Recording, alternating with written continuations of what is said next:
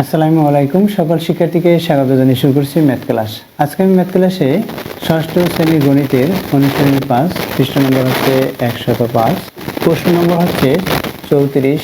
দেখো এখানে কি দেওয়া আছে, একটি আয়তাকার ফুলবাগানের প্রস্থ অপেক্ষা দৈর্ঘ্য 2 মিটার বেশি।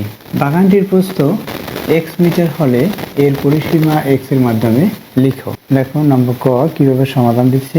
নম্বর ক দেওয়া আছে বাগানটির প্রস্থ x মিটার, বাগানটির প্রস্থ x মিটার হলে পরিসীমা x এর মাধ্যমে প্রকাশ। তাহলে বাগানটির প্রস্থ যদি x মিটার হয়, দৈর্ঘ্য কি? দেখো প্রস্থ অপেক্ষা দৈর্ঘ্য 2 মিটার বেশি এবং বাগানটির দৈর্ঘ্য প্রস্থ অপেক্ষা 2 মিটার বেশি।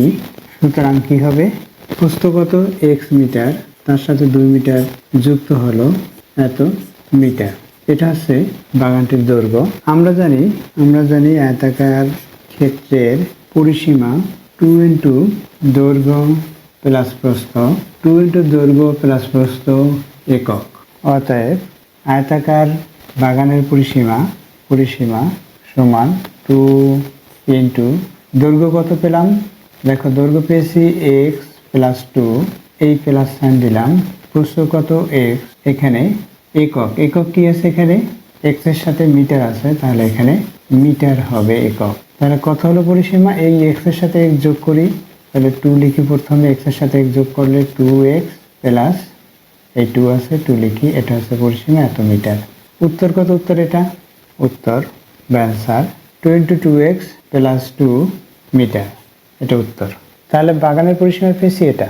এরপর কি দেখো, বাগানটির পরিসীমা 36 মিটার হলে এর প্রস্থ কত? আমাদের প্রস্থ বের করতে বলছে। এরপর দেখো নম্বর খ। দেখো নম্বর খ লিখছি, কিভাবে করতে হবে খ নম্বরে। এখানে পরিসীমা দেওয়া আছে, ক থেকে প্রাপ্ত আমরা পরিসীমা পেয়েছি এবং বাগানের প্রস্থ কত সেটা বের করতে বলেছে। দেওয়া আছে বাগানের প্রস্থ কি? x মিটার। ক থেকে প্রাপ্ত, ক হতে বা থেকে প্রাপ্ত বা পাই, যে কোনো একটি কথা লিখলে হবে।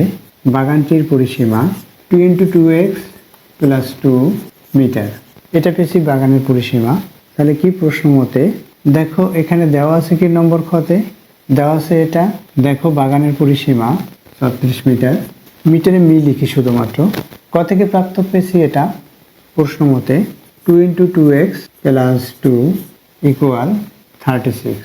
বা দেখো এখান থেকে আমরা x এর মান বের করব, সুতরাং এই 2 দিয়ে প্রথমে ভাগ করি। 2 এটার সাথে গুণ আকারে আছে, সুতরাং 2 দিয়ে ভাগ করি। তাহলে কি হবে? এখানে 2x প্লাস 2 ইকুয়াল 36/2, অথবা এই 2 দিয়ে গুণ করে পক্ষান্তর করে অতঃপর করলেও হতো। এখানে 2 দ্বারা প্রথমে ভাগ করে দিয়েছি, তাহলে কি লিখবো? এখানে 2 দ্বারা আমি সংক্ষিপ্ত লিখি, ভাগ করে উভয় পক্ষকে 2 দ্বারা ভাগ করে এভাবে লেখা যায়।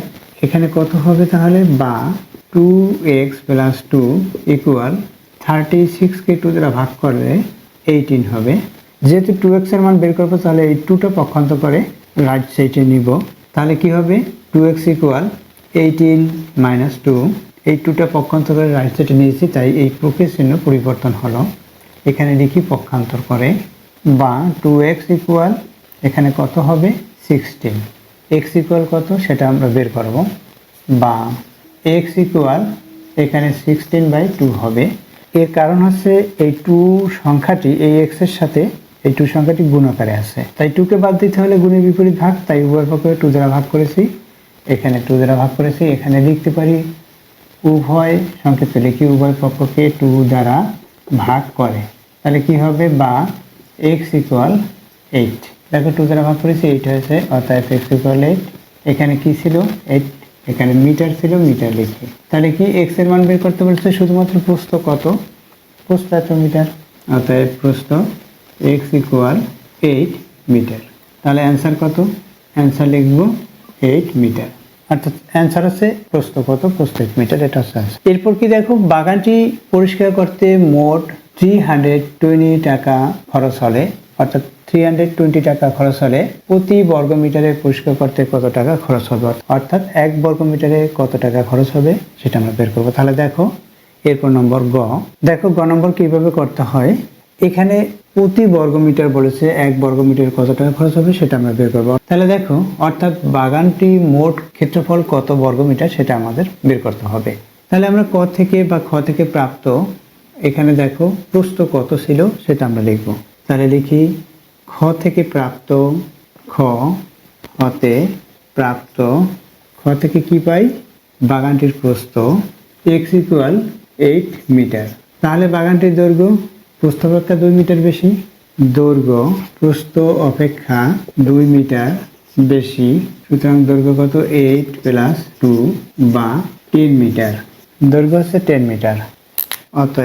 অতএব এখানে আয়তাকার উল্লেখ করছে, সুতরাং আয়তাকার বাগানের ক্ষেত্রফল 80 বর্গমিটার।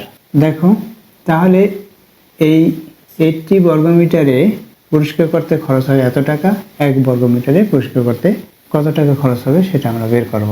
দেওয়া আছে বাগানটি পরিষ্কার করতে এত টাকা খরচ হয়, লিখি দেওয়া আছে বাগানটি পরিষ্কার করতে খরচ হয় 320 টাকা।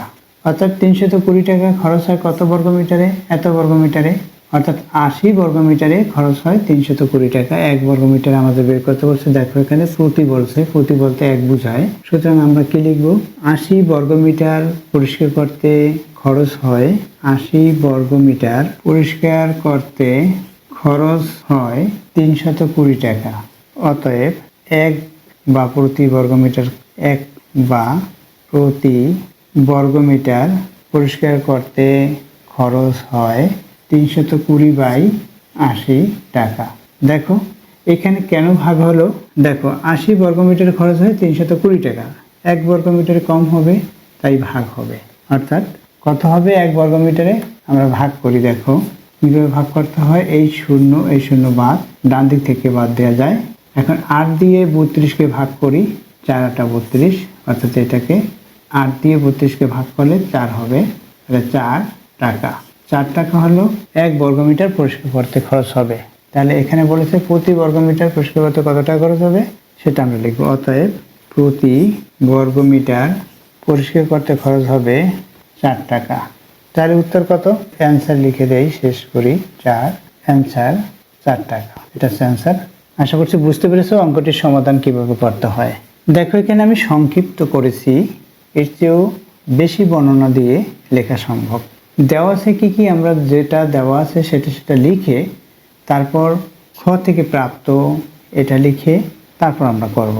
যেমন এখানে দেওয়া আছে এটি প্রথমে লিখতে হবে, এরপর খ থেকে প্রাপ্ত, খ থেকে যেটা পেয়েছি এটা, তারপর আমরা প্রশ্ন সেভাবে বের করব। এরপর হচ্ছে এইভাবে লিখব, 80 বর্গমিটারে খরচ হয় বা 80 বর্গমিটার পরিষ্কার করতে খরচ হয় এত টাকা, 1 বর্গমিটার কত টাকা সেটা আমরা বের করেছি। আশা করছি বুঝতে পেরেছো অঙ্কটির সমাধান কিভাবে করতে হবে। এতক্ষণ ম্যাথ ক্লাসের সাথে থাকার জন্য সকলকে ধন্যবাদ জানিয়ে আজকের মতো বিদায় নিচ্ছি।